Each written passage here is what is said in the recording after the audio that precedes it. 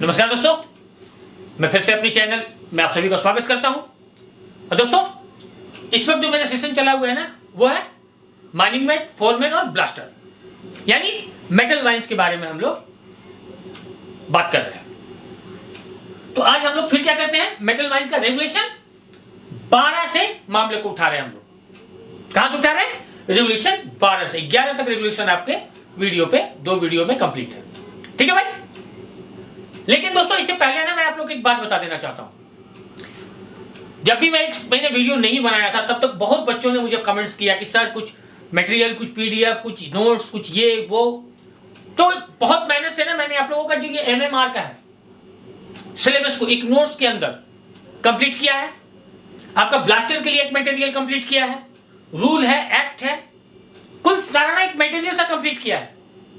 तो आप लोगों से गुजारिश करूंगा कि आप क्या कीजिए कि मेरे जो बताए हुए नंबर जो है 8540, देखिए ये नंबर पे जाके ना 8540874274, यहां पे आप व्हाट्सएप कीजिए और अलग अलग, जैसे एमएमआर का 2-3 आपको पेज मिल जाएगा, रूल का 1-2 पेज मिल जाएगा, short firing, open cast blasting, metal mine blasting, उसका 2-3 पेज आपको मिल जाएगा। जब आप इसको पढ़िएगा ना, इसको ऐसा बनाया गया है ना दोस्तों कि आप पढ़ के बोर नहीं होइएगा। और इसकी सबसे खास बात मैं बता दूं आपको कि 20 पन्ना में आपका रूल कंप्लीट है, 23 पन्ना में आपका एक्ट कंप्लीट है, 50 पेज में पूरा एमएमआर कंप्लीट है दोस्तों।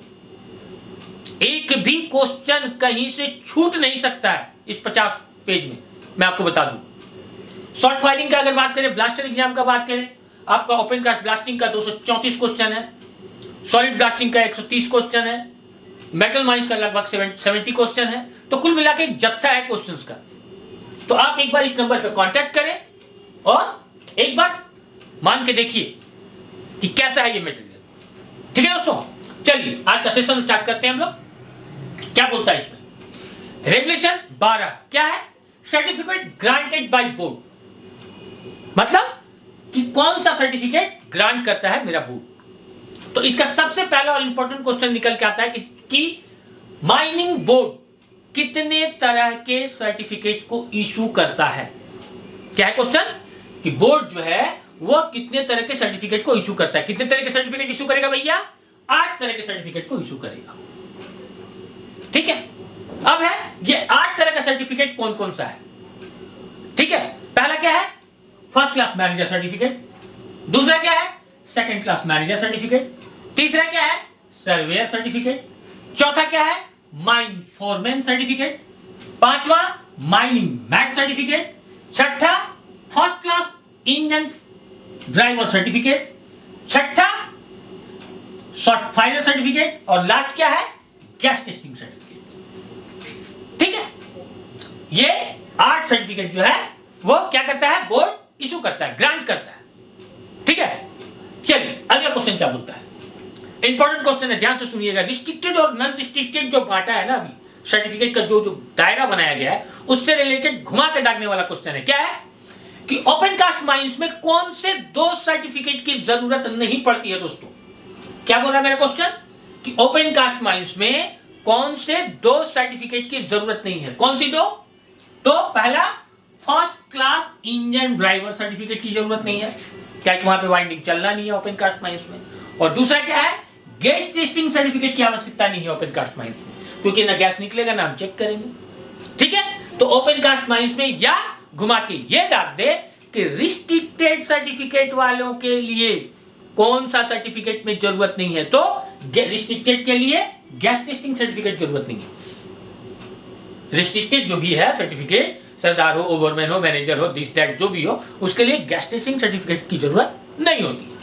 ठीक है, चलिए आगे बढ़ते हैं हम लोग। अब बात करते हैं regulation number 14, submission of application. क्या है? Regulation submission of application. क्या बोलता है इसमें? पहला क्वेश्चन कि इसमें एक 60 डेज का टर्म आता है। मैं समझाता हूं कि वो कैसे ध्यान में रखना है आपको।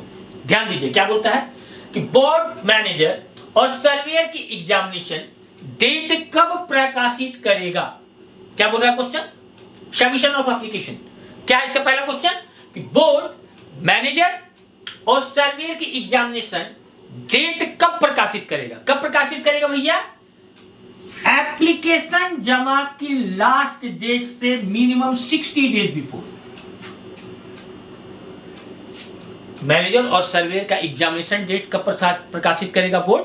तो जब एप्लीकेशन की जमा करने का जो लास्ट डेट है उससे 60 दिन पहले, 60 डेज बिफोर।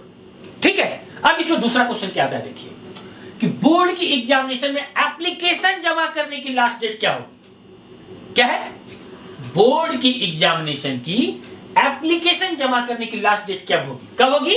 एग्जामिनेशन डेट से मिनिमम 60 डेज बिफोर। तो ये दोनों क्वेश्चन में क्या है? 60 डेज बिफोर। एग्जामिनेशन का डेट कब होगा? एप्लीकेशन जमा करने से 60 दिन पहले। और एप्लीकेशन जमा करने का लास्ट डेट कब होगा? एग्जामिनेशन डेट से 60 दिन पहले। ठीक है, चलिए आगे आइए। अगला क्या बोलता है रेगुलेशन कि age and general qualification of candidate. Regulation 15 क्या है? Age and general qualification of candidate क्या है? बोर्ड एग्जाम में बैठने के लिए मिनिमम एज क्या होनी चाहिए? क्या बोल रहा है? बोर्ड एग्जाम में बैठने के लिए मिनिमम एज क्या होगा भैया? 20 साल, 20 ईयर। दूसरा क्या है क्वेश्चन कि मैनेजर, सर्वेयर, फोरमैन, मैट और ब्लास्टर के एग्जाम में बैठने के लिए एक सबसे इंपॉर्टेंट सर्टिफिकेट कौन सा है जो इस सबों के पास होना अनिवार्य है? क्या है कि manager, surveyor, foreman, mate, blaster के एग्जाम में बैठने के लिए इन कैंडिडेट के पास कौन सा सर्टिफिकेट अनिवार्य है? भैया फर्स्ट एड सर्टिफिकेट होना अनिवार्य है। ठीक है। अगला क्वेश्चन क्या बोल रहा है इसमें कि बोर्ड के एग्जाम में एप्लीकेशन के साथ क्या क्या संलग्न करना अनिवार्य है? क्या है कि बोर्ड का जो हम लोग एग्जाम देंगे, जो एप्लीकेशन भरेंगे, उस एप्लीकेशन के साथ में हम लोग को क्या क्या लगाना अनिवार्य है? क्या क्या लगाएंगे भैया?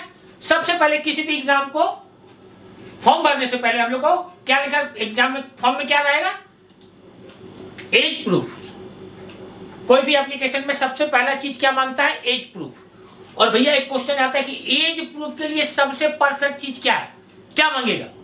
तो भैया वो मांगेगा मैट्रिक और इक्विवेलेंट सर्टिफिकेट। ठीक है। एज प्रूफ के लिए क्या मांगेगा?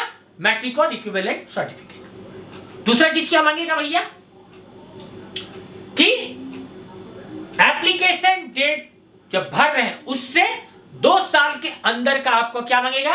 Medical fitness certificate. कितना? मेडिकल फिटनेस सर्टिफिकेट कितने दिन का मांगेगा? एप्लीकेशन डेट से अंडर 2 ईयर। चलिए आगे क्या है कि एप्लीकेशन डेट से अंडर 2 साल का क्या मांगेगा आपको? मेडिकल सर्टिफिकेट मांगेगा। ठीक है। अब एक क्वेश्चन ये आता है कि ये जो 2 साल का मेडिकल सर्टिफिकेट है भैया, ये किसके द्वारा पारित होगा? ये इंपॉर्टेंट क्वेश्चन है। क्या बोल रहा है कि बोर्ड एग्जाम में बैठने के लिए हम लोग मेडिकल सर्टिफिकेट देंगे, वो मेडिकल सर्टिफिकेट कौन पास करेगा भाई? कौन पारित करेगा? कौन करेगा? Civil surgeon. और कौन करेगा? Certifying surgeon. 2 कर सकता है भैया, या तो सिविल सर्जन करे या सर्टिफाइड सर्जन करे। ठीक है। और तीसरा चीज क्या मांगेगा आपसे कि अच्छे चाल चलन के लिए सॉवेरिटी का सर्टिफिकेट। क्या है? अच्छे चाल चलन के लिए सॉवेरिटी का सर्टिफिकेट।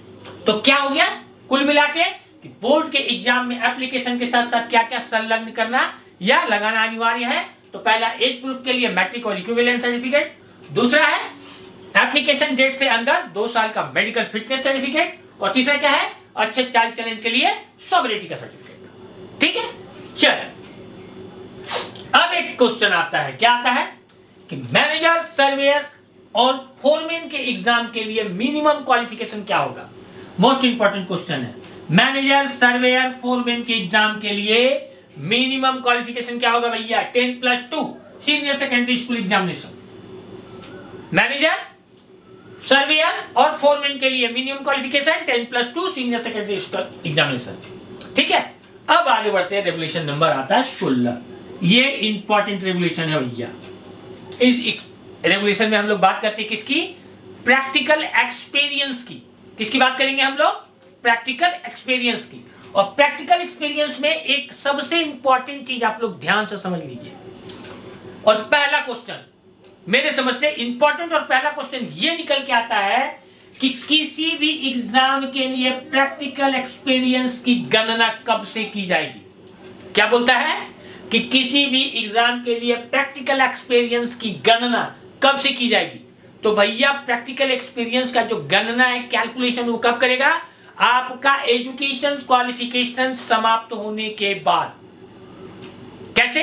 अगर डिप्लोमा करने के बाद पीटीपीटी कर रहे हैं तो, डिग्री करने के बाद वोकेशनल ट्रेनिंग कर रहे हैं तो, या उसके इक्विवेलेंट कोई सर्टिफिकेट। ठीक है, चलिए अब आते हैं मुद्दे पे। क्या है कि कहां पे कितना फर्स्ट क्लास सर्टिफिकेट, ये जो है practical experience of manager certificate, तो मैनेजर साहब को कहां पर कितना एक्सपीरियंस चाहिए। ठीक है, पहला क्वेश्चन क्या है? फील्ड वालों के लिए, ये फील्ड वाला मैंने एक वर्ड इस्तेमाल किया, ये फील्ड वाला क्या है इसको पहले समझ लीजिए। भैया फील्ड वाला वो आदमी है ना जो नीचे से ऊपर की ओर उठ रहा है, यानी इसी तरह से माइनिंग में घुसा, एक्सपीरियंस ले गया, माइनिंग पहले ब्लास्टर बना, फिर माइनिंग में, फिर फोरमैन, फिर जाके आपको मैनेजर के एग्जाम में बैठ रहा है, तो सीढ़ी बाई सीढ़ी जो चढ़ रहा है। ठीक है, तो उसको हम लोग बोलते हैं फील्ड वाला। तो फील्ड वाले के लिए फर्स्ट क्लास मैनेजर सर्टिफिकेट के लिए कितना एक्सपीरियंस चाहिए भैया?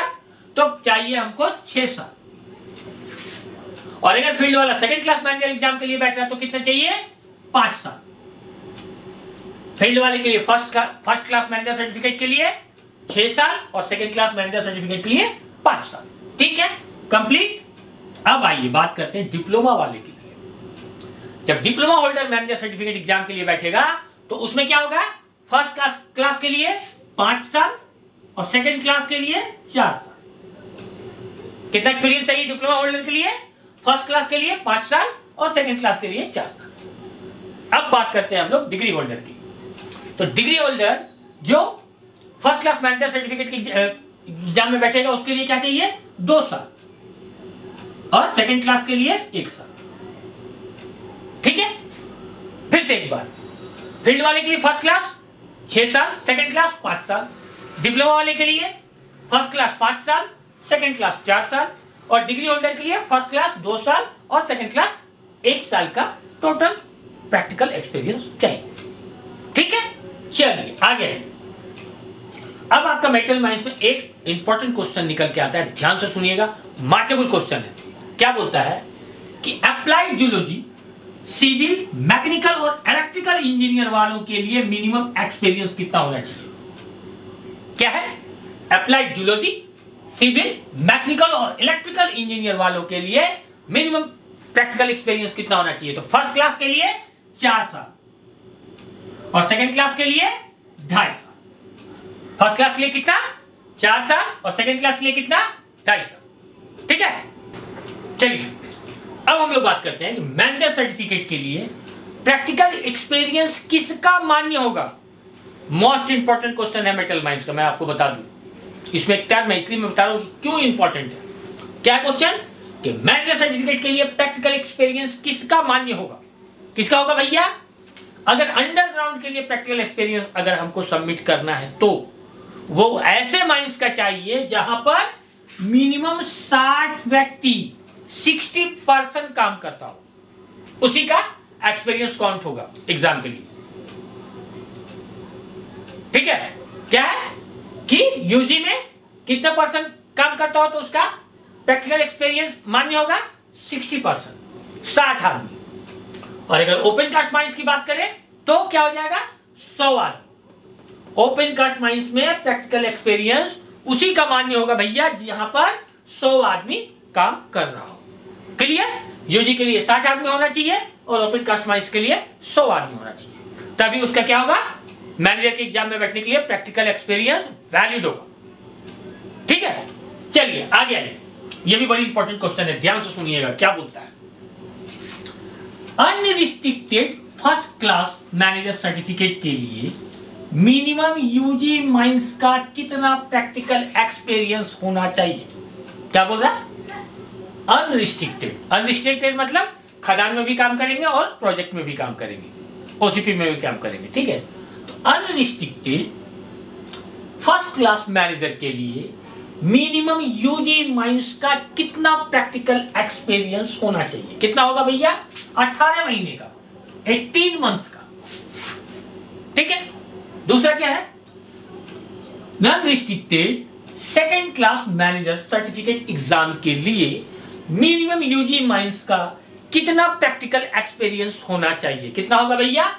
12 महीना, 1 साल। ठीक है, फर्स्ट क्लास के लिए, नॉन रिस्ट्रिक्टेड के लिए 18 मंथ यूजी प्रैक्टिकल एक्सपीरियंस, और सेकेंड क्लास के लिए 12 मंथ 1 ईयर का प्रैक्टिकल एक्सपीरियंस होना अनिवार्य है। ठीक है, चलिए आगे क्या बोलता है कि non restricted first class manager certificate के लिए अगर व्यक्ति के पास कोल माइंस का एक्सपीरियंस है तो उसको कितना छूट मिलेगा? क्या बोल रहा है क्वेश्चन? ध्यान से सुनिए। Non restricted first class manager certificate exam के लिए अगर व्यक्ति के पास कोल माइंस का एक्सपीरियंस है तो उसको कितना छूट मिलेगा?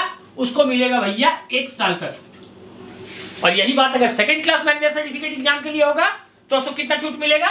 6 मंथ का। कितना मिलेगा? 6 मंथ का।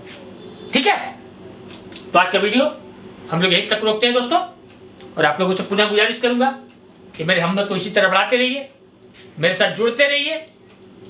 और दोस्तों मैं पुनः गुजारिश करूंगा कि आप लोग एक बार मेरे जो प्रयास है, जो मैंने मटेरियल तैयार किया है, एक बार आप उसका कम से कम रिव्यू जरूर लीजिए, देखिए कि सही कि सर ने मेहनत कैसे किया है। मैं बता दूं आपको शॉर्ट टर्म में कि जिस तरह से मैं पढ़ाता हूं ना, जिस अंदाज में, पूरा का पूरा उसी अंदाज में आपको देने का प्रयास है। ठीक है, फिर मिलते हैं, धन्यवाद।